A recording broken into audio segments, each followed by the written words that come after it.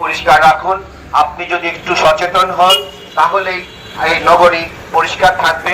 প্রতিদিন আমরা এখন 2টি ওয়ার্ডে আমরা কার্যক্রম চালাচ্ছি এট এ টাইম। কুমিল্লা নগরীতে পরিচ্ছন্নতা অভিযান, ডেঙ্গু ও মশক নিধন কার্যক্রম, পুকুর পরিষ্কার কার্যক্রম, নগর জুড়ে যানজট নিরসন, সড়কের উপরে থাকা বিদ্যুতের খুঁটি সরানো সহ বিভিন্ন কার্যক্রম পরিচালনা করছেন দায়িত্ব পাওয়া নতুন প্রশাসক মোহাম্মদ ইউসুফ মোল্লা টিপু। কুমিল্লা জেলা প্রতিনিধি আশিকুর রহমানের পাঠানো তথ্যচিত্রে ডেস্ক রিপোর্ট। পরিষ্কার রাখুন। আপনি যদি একটু সচেতন হন তাহলেই এই নগরী পরিষ্কার থাকবে। নগর জুড়ে যানজট নিরসন, ডিসি পুকুরে কচুরি ফেনা ও ময়লা স্তূপ অপসারণ, ডেঙ্গু ও মশক নিধনে প্রধানমন্ত্রীর নির্দেশনা অনুযায়ী কুমিল্লা নগরীর বিভিন্ন এলাকায় পরিচ্ছন্নতা কার্যক্রম পরিচালিত হয়েছে।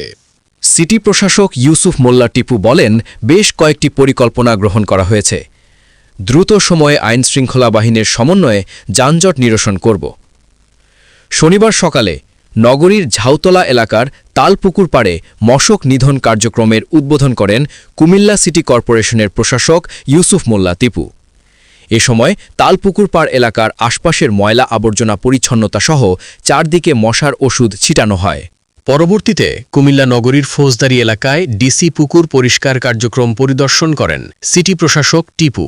এ সময় কুমিল্লা সিটি কর্পোরেশনের প্রধান নির্বাহী কর্মকর্তা মোহাম্মদ মামুন সহ অন্যান্যরা উপস্থিত ছিলেন।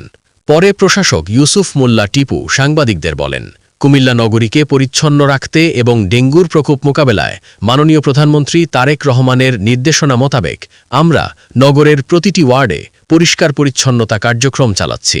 কুমিল্লাকে গ্রিন অ্যান্ড ক্লিন সিটি হিসেবে গড়ে তুলতে এ কার্যক্রম অব্যাহত থাকবে বলে জানান প্রশাসক।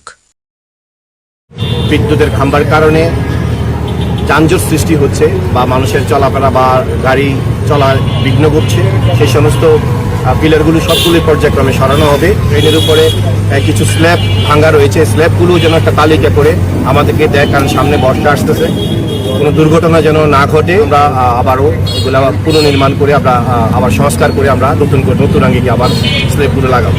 আমাদের একটার পর একটা যতগুলোই সমস্যা রয়েছে সবগুলোতে কিন্তু আমরা আস্তে আস্তে পর্যায়ক্রমে সমস্যাগুলো চিহ্নিত করব এবং সমাধান করার চেষ্টা করব। আমি নগরবাসীর উদ্দেশ্যে বলবো যে আপনারা শুধু আমার জন্য দোয়া করেন।